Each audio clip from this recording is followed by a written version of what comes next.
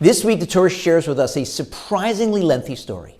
Yaakov shows up at the well. There are a bunch of shepherds around doing absolutely nothing. He engages them in conversation and says to them, guys, what is going on? It's not quitting time yet. Why aren't you working? And they say to him, what are we supposed to do?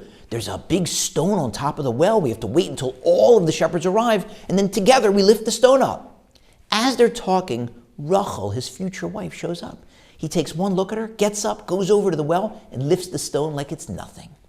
What is the lesson of this story? You may say to me, the story is there in the Torah in order to teach us that Yaakov is very strong. Do I really need that story?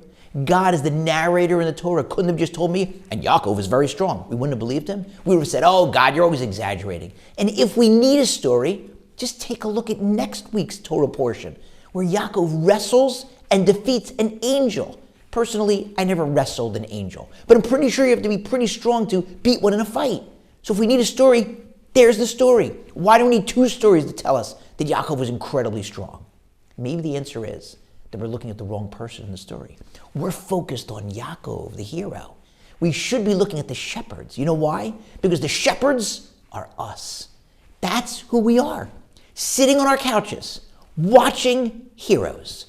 Watching superhero movies, watching sporting events, reading stories about great people or great rabbis and saying, wow, that person was so strong. That person was so gifted. That person had such incredible self-restraint. I can never do that. Yaakov's showing us in the story, just a rock. Of course you can do that. Just go over and lift it. No, I can never do that. I would need 20 people. No, you don't. Here, watch me. Just look, you just go over and lift it. We are capable of so much more than we can imagine when it comes to spirituality.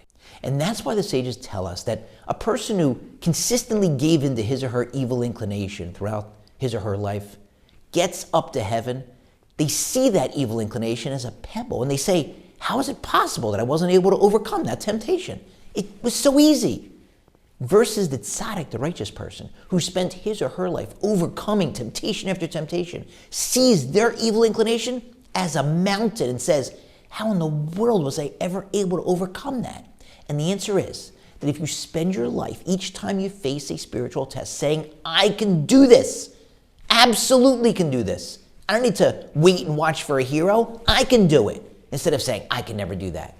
You step over a pebble, and then you step over another one. And then those pebbles add up, and they become a stone. Those stones become bigger rocks. Those rocks become boulders. And the next thing you know, over the course of your life, you have scaled a spiritual mountain.